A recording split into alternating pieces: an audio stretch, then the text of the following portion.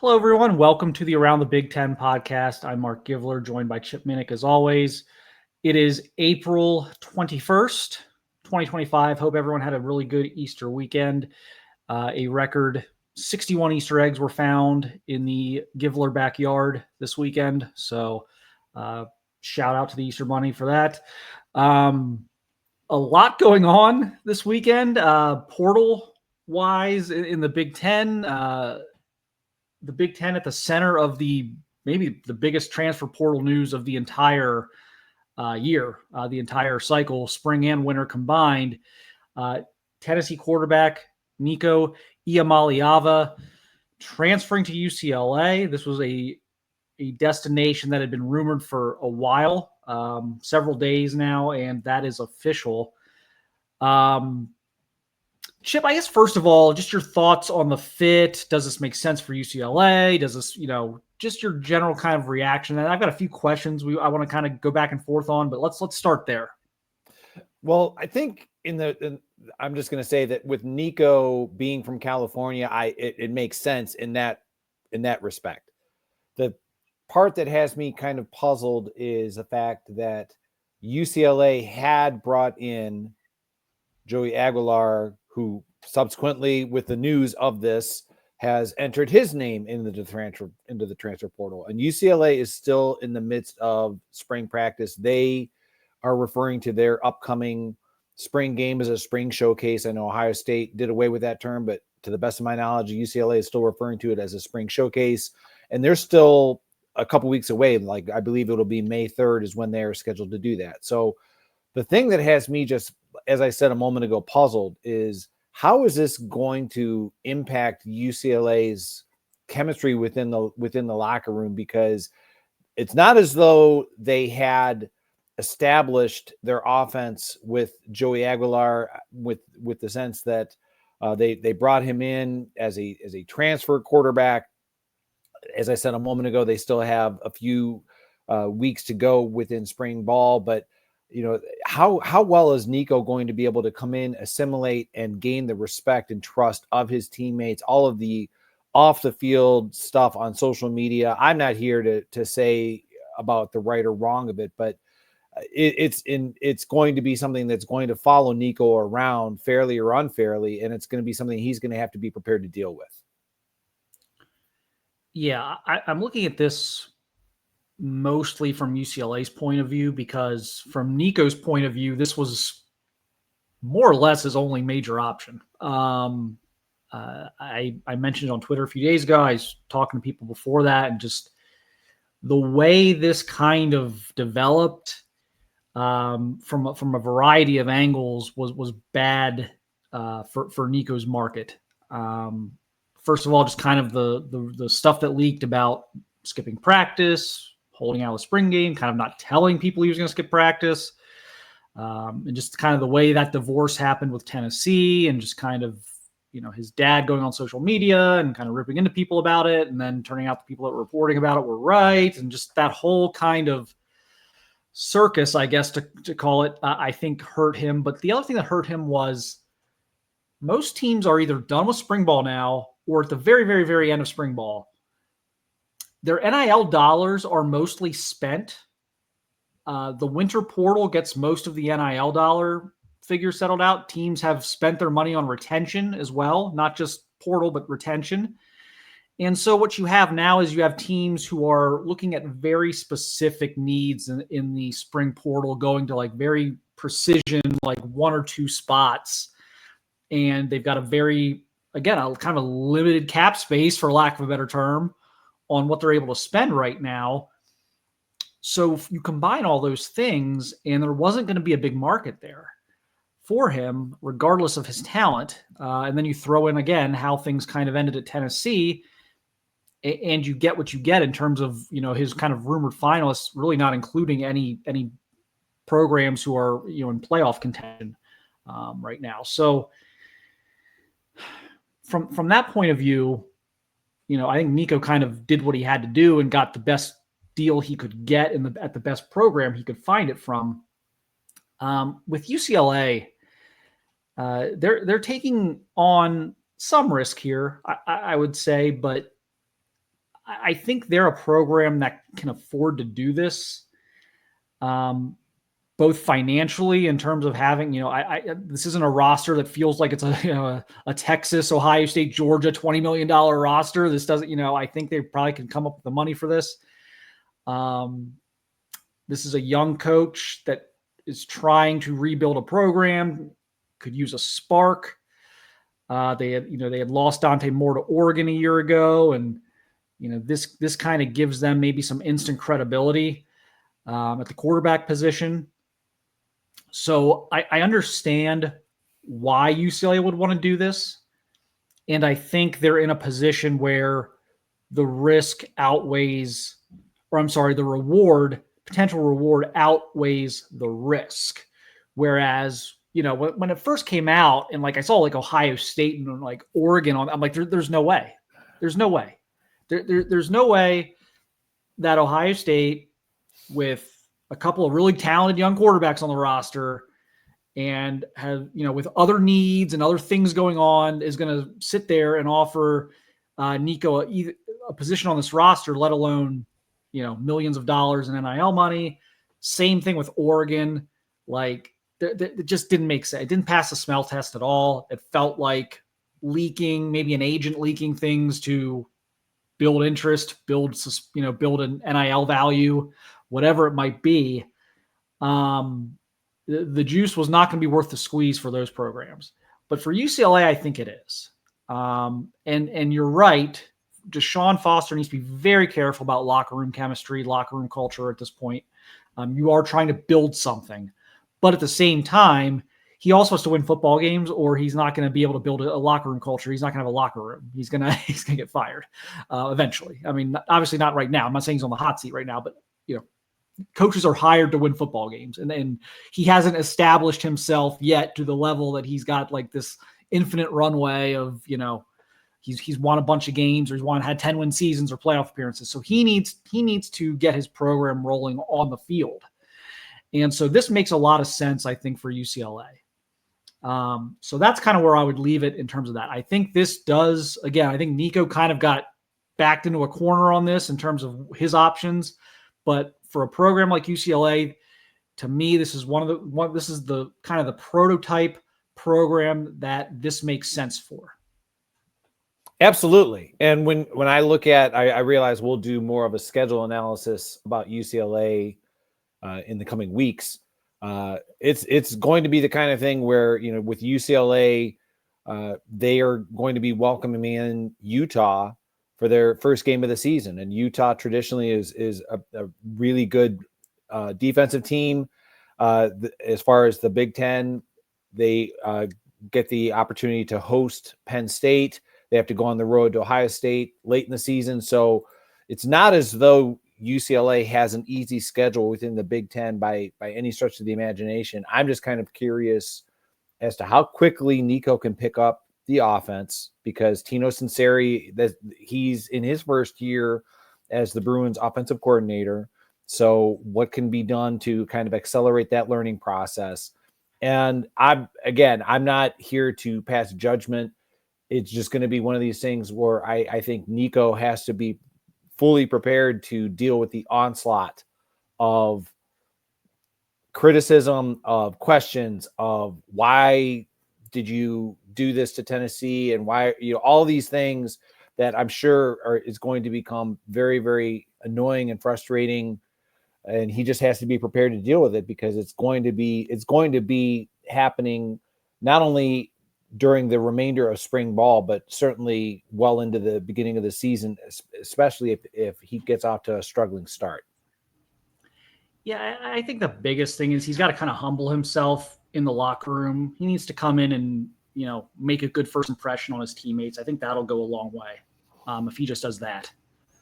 Certainly. Because at that point, he'll have a lot of people that have his back at that point. So I think that's the biggest thing. To your point, though, of Tino Sunseri, to me, that almost adds another reason why this could make sense for UCLA, because everyone is adjusting to Tino Sunseri at this point.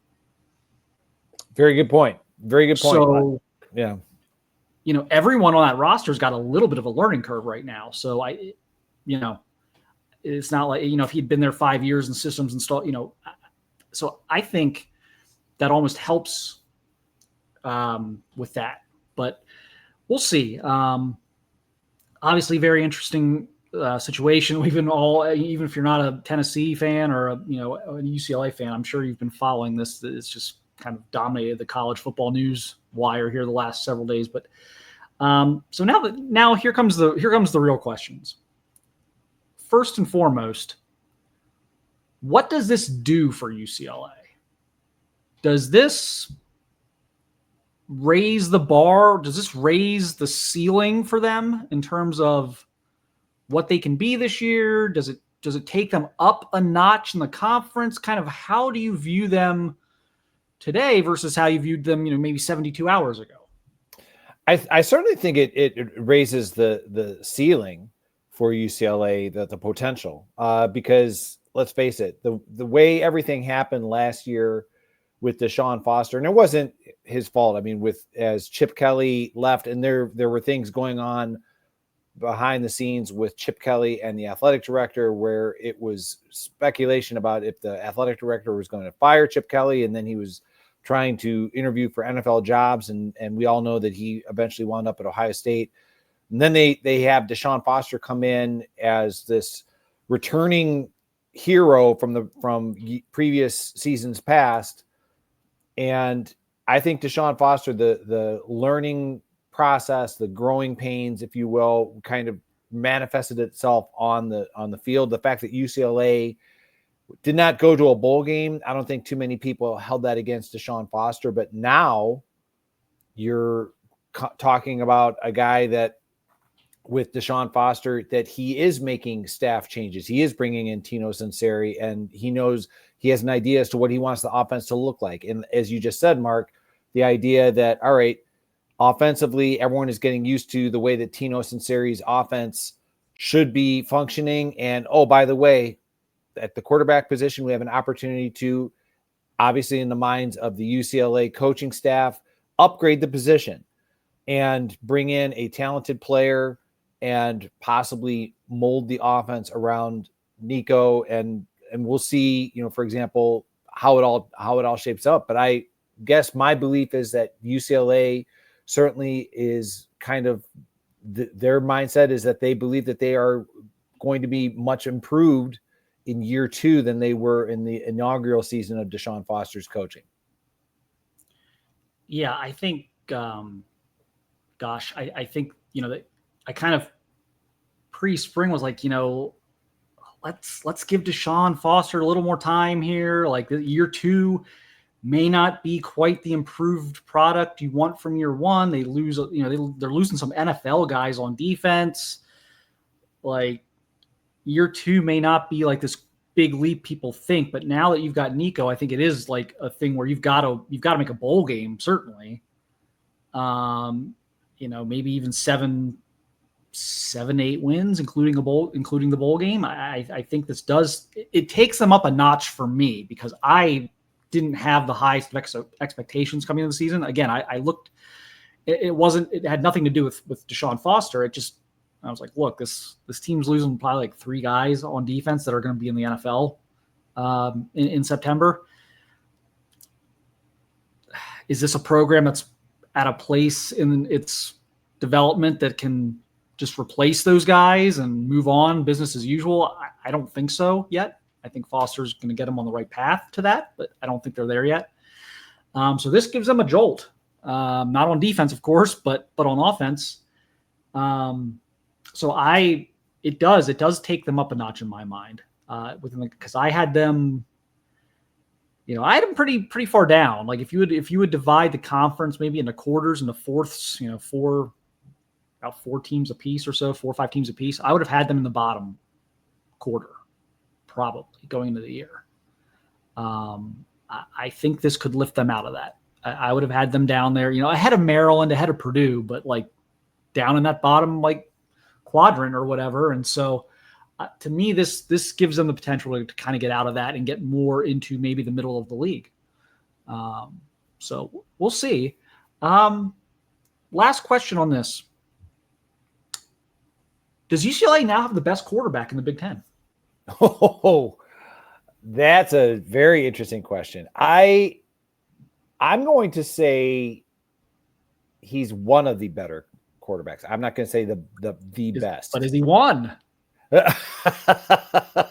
I think that the potential if is there. Drafting right now, would you take him one? No, I wouldn't. I would take even though I'm not as high on Drew Aller as others, I would say Drew Aller probably going into the season is probably the perceived best quarterback in the Big Ten. You notice I emphasize the word perceived. Yes, I definitely noticed how hard you are working to dodge this question, Chip. It's one of these things where I don't want to. I believe that Drew Aller made the correct decision in coming back to Penn State and not entering the NFL draft. There were rumors and whispers that was a possible contemplation, and I believe he and Penn State will be better served for it. But getting back to the question regarding Nico, I think that he is definitely in that upper tier. And to your point from a few moments ago, I think the pressure now on Deshaun Foster and the UCLA coaching staff is to raise the collective results, if you will, of the program. Now that you have a better quarterback, one of the better prospects at quarterback within the conference, and they say like how a rising tide lifts all boats. That's kind of, I'm sure that's probably the belief out in UCLA. Yeah,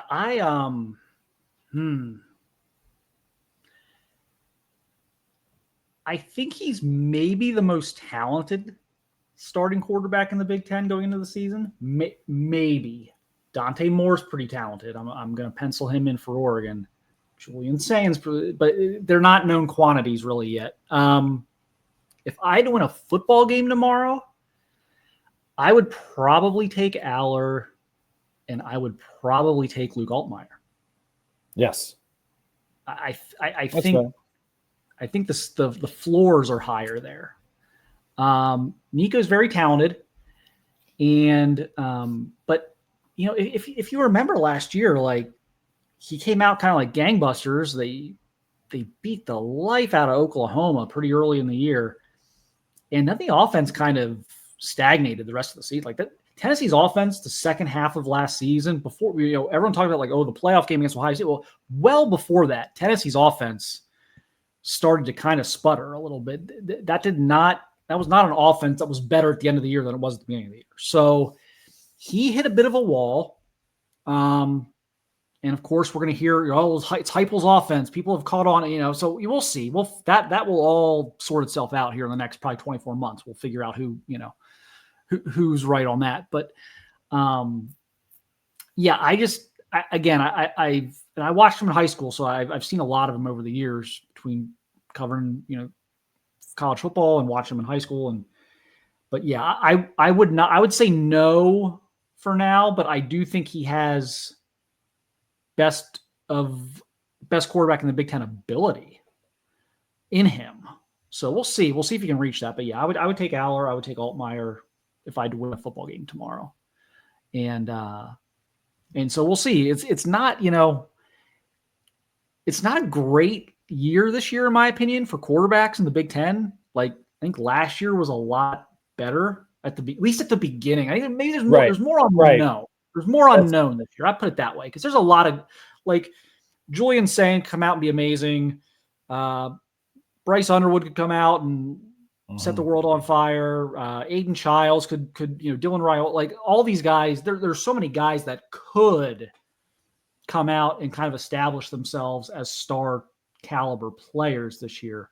But in terms of known quantities, not a ton in the Big Ten going into this year versus last year. So I think that gives him a chance to maybe wiggle his way into that discussion. Chip, anything to add on that before we move on to a couple other things here? I'm just, if anything, that spring showcase, I know it hasn't been designated to be televised, but if anything, if I was at the Big Ten Network, I'd be really pushing for it. Maybe it will be. Like I said, it's a couple weeks out. It's May 3rd. It's one of, as you said, Mark, it's one of the later spring games. So, who's to say if UCLA is going to do that? But that would be something I would love to see is, all right, how quickly is Nico assimilating into the UCLA offense? Makes sense. Okay, so let's get into a little bit more portal recruiting type stuff. We have been very bullish on Illinois on this show the last couple months. Not a great week for the Illini. Not a great week. In fact, a shockingly not good week for the Illini. Running back Josh McCray enters the portal. Made no sense at the time. And you immediately, it was one of those situations where immediately you're like, oh, he knows where he's going. Like someone got the word out. Someone put the word out that they needed a running back and were willing to compensate very well. And so he pops up at Georgia, which is obviously still looking for running back help. Had a bit of a up and down year with the backs last year. I don't think they love their running back room the way they have in years past again this year. And so they go get Josh McCray from Illinois. Illinois also loses Victor Singleton, one of the top players in the Midwest, class 2026 prospect, one of their best recruits, maybe their best recruit, to Texas A&M. He flips to Texas A&M. So you're losing all in the field. You're losing in recruiting. I got to say, maybe the Singleton thing, maybe not so much, just because just knowing that recruitment and kind of how quickly teams ran hot and cold with Victor before he committed to Illinois. Like, it wouldn't totally shock me. And really, a decommitment really in this environment should probably never shock anybody at this point. Kids just the stick rate's just not what it used to be. But boy, the McCray thing kind of caught me.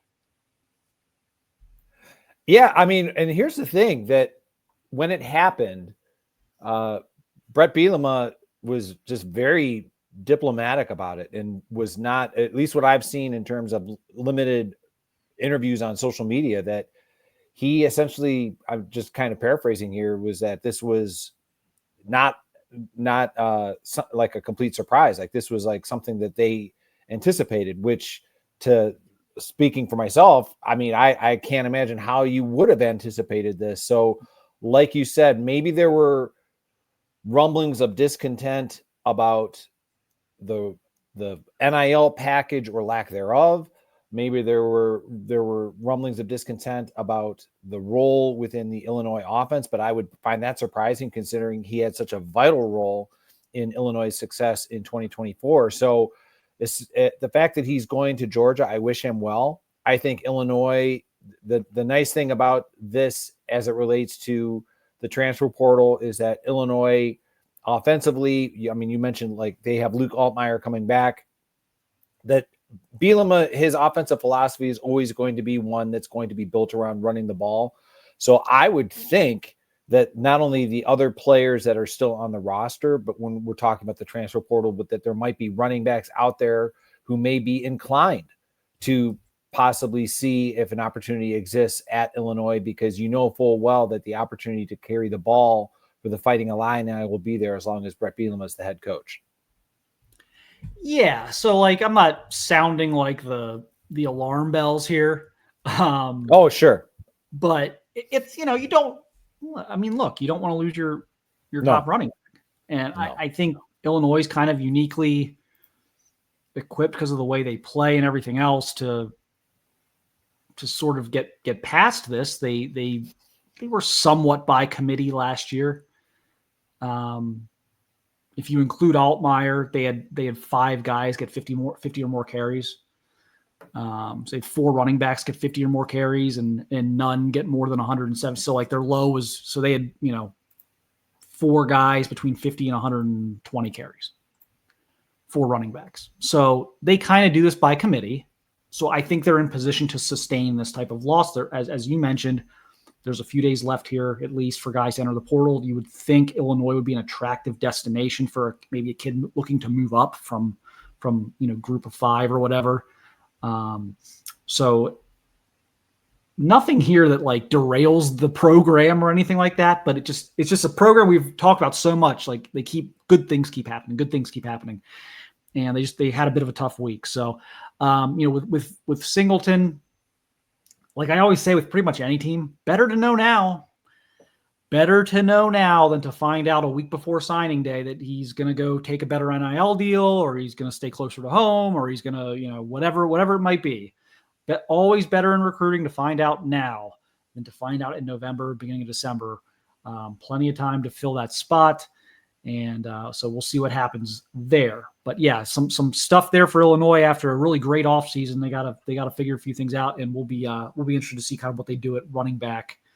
If they are able to make any secondary moves now, running back through the transfer portal.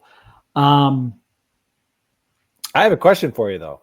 Yeah, I mean, as it relates to Singleton, this makes two top Ohio high school players who have verbally committed to Texas A&M. I know we're not going to go too deep on the recruiting side, but it's kind of interesting. Like Texas A&M, I anticipated, for example, like Kentucky, for example, has always been as an SEC team, just the geographic proximity to Ohio. It makes sense for them to try to get Ohio players, but for Texas A&M to get Storm Miller and now Victor Singleton, I mean, what are your thoughts on the recruiting side of it? Because I just thought, yeah, that's kind of interesting that they're coming all the way up to Ohio and being able to lure two very talented players to go from Ohio down to Texas.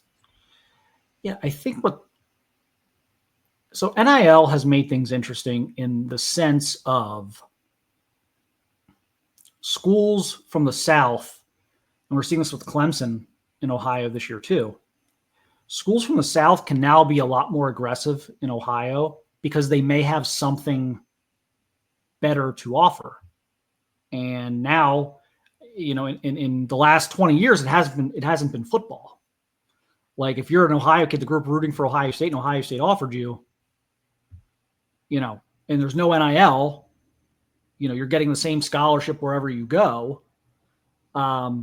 A lot of those kids would choose just to go to Ohio State. I said, now what Georgia and Clemson and Texas A&M can do is they can come into Ohio and they can throw around some NIL money and say, hey, like Ohio State must not be, taking you seriously because you're from Ohio, and here's what our NIL package looks like. And Ohio State does this in Georgia, and Ohio State does this in Texas, so it's not like Ohio State's being victimized here. That they do the same things in other parts of the country, where Texas can only do so much with keeping guys in Texas. There's only so many players from Texas they can take. There's only so many players from Texas they can pay. Like same thing in Florida, same thing in Georgia, et cetera, et cetera. So there's only so many kids in Ohio that Ohio State can kind of pay a premium for. And so I think that's why you're seeing a lot of Southern schools get more aggressive in Ohio and making Ohio State work harder to cover its own territory versus just the last few decades of just Ohio State coming down and cherry picking from them. So I think they're trying to turn the tables a little bit. That's my sense of it. And obviously it'll take a couple of years to figure out, is it a good strategy? Is it working? Whatever. But that's the shift I've seen the last year or two with some of these Southern schools going up into the northern states. So interesting. We'll see. Yeah, we'll see. We'll see how that continues to play out. Last thing here. I really hate doing it. I've got to once again sit here and say for probably the 50th time on this show, I want Luke Fickell to do well at Wisconsin. I do. I like him personally. I think this is a sport that doesn't always have the best human beings involved in it. I think he is a genuinely good human being. I think he is one of the more honest. I know he's one of the more honest coaches. This is someone who went into once upon a time. Baron Browning was a 5-star linebacker recruit out of Texas. Number 1 linebacker in the country, was considering Ohio State and Alabama were basically the top 2. Luke Fickell went into Baron Browning's home for an in-home visit, was asked point blank if he could promise Baron he would be there to be his linebackers coach and defensive coordinator during his time at Ohio State, and told Baron he could not make that promise. and left that in-home visit wondering if he just, if he was just about to get fired by Urban Meyer for not lying to Baron Browning and telling him, oh, sure, I'll be there for 3 or 4 years. You have nothing to worry about. And he ended up getting Baron Browning anyway. So the honesty worked. So maybe that's a lesson there for coaches who tell every kid what they want to hear. But so I know he's a good person. I know he's a good football coach. So I want him to do well, but it just doesn't, something is working against him right now. Another tough week for Wisconsin, Chip. Tell us why and kind of, how impactful you think this is. Well, what I find interesting is that, we've talked about this on previous episodes. Wisconsin was very aggressive and very successful, I want to emphasize, within the transfer portal. We're talking about it right now in the spring context, but in the winter leading into the spring, Wisconsin did extremely well in the transfer portal. One of their primary targets that they were seemingly excited about, a tight end from Ball State, Tanner Koziel, enrolled, and lo and behold, last week, leading into the Wisconsin Spring Showcase, I'm just going to use the terminology that they use, announced Koziel's like, I'm going to put my name in the transfer portal, and has subsequently gone to Houston. Now, to your point about Luke Fickell, one of the things that a video on social media that I happened to see, and again, I'm going to paraphrase for Luke Fickell, is that he essentially said something along the lines of, this is a, basically like grown man's league, and we're going to expect you to do certain things. And if you can't do it, then this might not be the place for you. So again, you and I, as well as our listeners, we're not privy to any of the conversations that might be happening. I've seen some mixed results on social media from, just on the posts after this news of Koziel's departure coming out, where some people are kind of like, what's going on? And then other people are like, way to go, Luke, because you're reestablishing the rugged identity of Wisconsin football that had been established for 30 years. So I'm sitting here just kind of wondering what it was that happened behind the scenes. Again, it's not that, I'm not here to pass judgment. I am like you. I don't have the firsthand knowledge that you have as it related on the recruiting side of things. I will always have the utmost respect for Luke Fickell in the sense of when he came in, and I know that there are Ohio State fans out there in 2011 that were so frustrated with the performance on the field, but I have the utmost respect for how he maintained his composure and his just overall his integrity during extremely difficult circumstances when he was the interim head coach in 2011. And like you said, he played for Ohio State. He was a very capable assistant, not only during the Jim Tressel years, but Urban Meyer. I thought that he established himself very well at Cincinnati. And I thought going into his tenure at Wisconsin that he would be doing much better than he has. The departure, though, of one of your prime players that you brought in from the winter transfer portal is surprising. Yeah, this is just a program that they need a win. They need a win. And whether that's on the field, but they could use a PR win. Between some transfers, some injuries, it's not been the greatest of off seasons. And so, you lose Jensen, the freshman offensive lineman from Arrowhead, Wisconsin. So according to Fickell, he hadn't been out there all spring, but he's in the portal. This was someone that, one of your, bigger name recruits that you've landed. And it sounds to me like Fickell just, if you read between the lines on his comments on the tight end, it's more of a, to me, I'm going to speculate here because I'm going to make sure I make it clear that I'm speculating. I don't know this for a fact, but if I'm reading not only the coach speak between the lines and just having covered Luke Fickell over the years, it reads to me like the kid didn't want to block. That's what it reads to me like. Sure.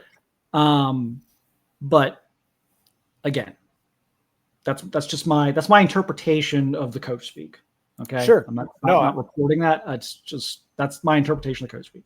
So I understand if that's the case, I understand, hey, if you're not going to do this, here's the door. I get that. I know you have to do that, especially early in your coaching career places. You got to set the tone, but this just feels like every Wisconsin headline feels like a bad headline. You know what I mean? Like every time we read a Wisconsin headline for like the last 12 months almost, it just feels like it's not a good headline. It's an injury. It's a coach getting fired. It's an inept offense. It's a transfer portal loss. It's something. I just feel like this is a program that could really use a PR win right now. Oh, absolutely. And I said a moment ago that I was paraphrasing Luke Fickell, and I promise you, Mark, I'm not going to be profane on the show here. Okay, but quote, "This isn't for everybody, right?" Fickell said during a recent interview. "This is a grown-ass man's league, and this is a grown man's game. And if guys don't understand that, and this isn't the right thing for them, it is what it is." Now, like you said, coach speak. I'm going to join you in the speculation about, what was or what was not happening. If there is a positive for Wisconsin during this whole process, in that same interview, or I should say on a segment of the Big Ten Network, just, watching it, that I do know that Luke Fickell was emphatic that Billy Edwards Jr. has established himself as QB1. And okay, you might be thinking that's okay. I'm just kind of, grasping at straws here. I think that might be something that, all right, I'm not being insincere when I say that they were very active within the winter transfer portal. I think that might help just overall that, okay, we figured out who our quarterback is for the first time since we've been here and have taken over the program. And yeah, we swung and we missed on this young man and wish him nothing but the best. But like just to kind of borrow what you said earlier as it relates to recruiting, I'd rather figure out who are the guys that want to play the way we want them to now in April versus leading up to the, first game against Miami of Ohio at the end of August. Okay. It's like, I think you've got a better understanding in terms of like your depth chart. Like I said, we're still in the spring transfer portal window. So there might be other tight ends out there that might be able to fit the bill of what Wisconsin wants to do offensively. So I'm with you. I want nothing but good things for Luke Fickell. And I just keep hoping that they've reestablished a more successful offensive identity comparable to what we saw during the Barry Alvarez era. That line is kind of another thing of like, it feels like Luke Fickell has genuinely learned from his early tenure mistake at Wisconsin. And but it's another thing of like, man, if you could have come out that way. Mm-hmm. Yeah. Because you make that comment now, but you went and hired an air raid guy to run your offense when you got there. And then you call it a grown-ass man's league, but you hired an air raid guy to run your offense at a place that's been one of the most dominant run game offenses in the country for 30 years. So right. I hope it's not too late. It's probably not because of the amount of money they're paying him to turn it around. I think he'll get a little bit of leash. I think the seat gets very warm this fall if they're not better. But yeah, I hope this works out for him. again, I'd like to see a headline pop up in the next couple weeks that we can get on here and talk about. Like, hey, that's awesome for Wisconsin. I've got one. Got a really good one because like Billy Edwards Jr. being QB1 doesn't excite me. He was QB1 in Maryland last year. They were terrible. Like, okay, I understand that. I've got one that excites me. I've got one. Well, I'm not saying it's going to excite you, but it might excite you. And that is, I realize, and this is more within your wheelhouse here, but Wisconsin did land a verbal commitment from Ryan Hopkins of Mater Dei out in California for the 2026 recruiting efforts at the quarterback position. So my point being that this is like all within the same time frame here that we're talking about. Cozio leaves, they established Billy Edwards. Okay, how excited can you get about Billy Edwards? But Hopkins represents the future. I think offensively, what they're going to be doing is instead of just lining up in a power I think it's going to be more of a diverse, potentially like spread attack. And I think they're going to be relying more on the running game, but Urban Meyer power spread, basically. That could be. It's entirely possible. I mean, I think, when it comes to Luke Fickell, I think, and maybe you have a different opinion, I think that Luke Fickell, part of his evolution as a coach is trying to be true to himself. And I think part of that learning process, and I think this would go for any coach actually, is that, let's face it, he played for John Cooper, he coached under Jim Tressel, he coached under Urban Meyer, and it's natural to try to emulate what you saw being successful from the people that you played or coached with.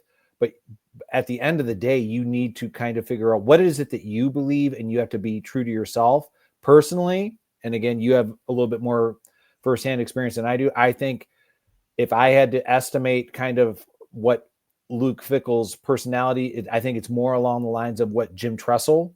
I think it just seems to me that just from an outsider's perspective, that it just seems like more like what he would believe in.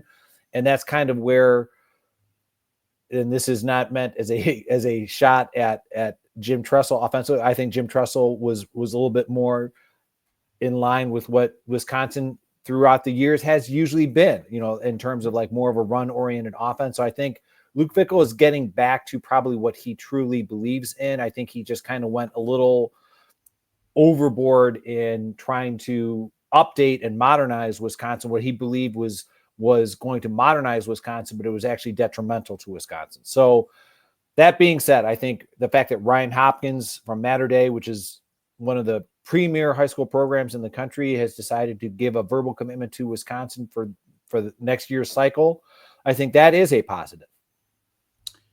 It is. I don't want to throw a wet blanket on it, but California kid commits to Wisconsin 8 months before he has I get it. Like, I totally get it. Wisconsin signs Hopkins is a headline that excites me. Okay. That's fair. So, but yeah, I mean, that would be great if they could hold on to him, and anytime you can get into Mater Dei, it's fantastic. It's, for me, and I don't include IMG in this because they're not a real high school program. I've been out to SoCal a few times, been to those places, been to practices at like St. John. I think St. John Bosco and Mater Dei might be the two best high school programs in the country right now. Okay. I was at a Bosco practice a couple of years ago. It's the closest, I go to Ohio State practices. I've been to college practices. St. John Bosco was the closest thing I'd ever seen to a college practice at a high school program. It just the way it was run, it was just flawless. It was a thing of beauty. Mater Dei is a very similarly run program. Those schools obviously hate each other. They do have some similarities in how well their programs are run. And then like St. Thomas Aquinas is another one I would throw out there as in terms of just how impressed I've been with going there over the years and how they coach. But yeah, you can get in there, you can do some damage. So good for them. Hopefully for them, they hold on to that commitment and get some more positive headlines, because it just seems like they need a break right now. They're not getting the breaks right now this off season. So and they didn't during the season this last year either. So that's a program that could use some positive momentum.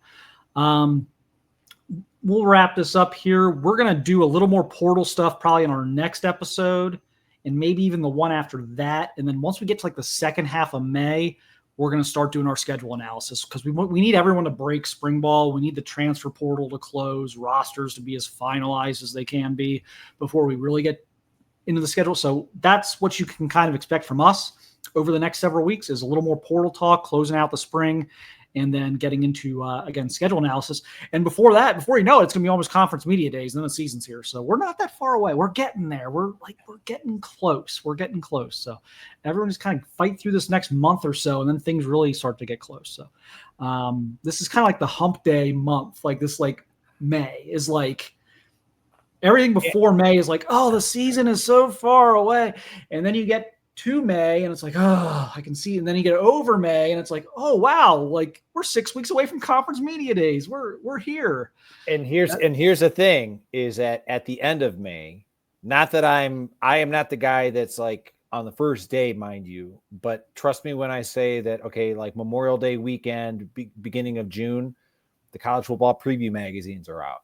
And that's when, like this is going to pacify me until the conference media days and until college practice updates, so that's the way I look at it. It's like, okay, if I can just get through now, and let's face it, I mean, I keep joking about like these schools that with their spring showcases, but this coming weekend, you've got Maryland, you've got Rutgers, you've got Oregon, 3 games that are going to be televised on the Big Ten Network. Now, I realize they're competing against the NFL draft. However, that's still good to know. And who's to say, like I mentioned earlier about UCLA, and I know that Washington, and, like there might be some, going into May. So we'll get through it. I mean, it's not going to be easy, but we'll get through it. Yep. It will get here. I promise. It will get here. So bear with us. Appreciate everyone watching and listening. We'll be back here for more portal talk, more around the Big Ten here in the next few days. But again, thanks everyone for watching, listening, and supporting our channel.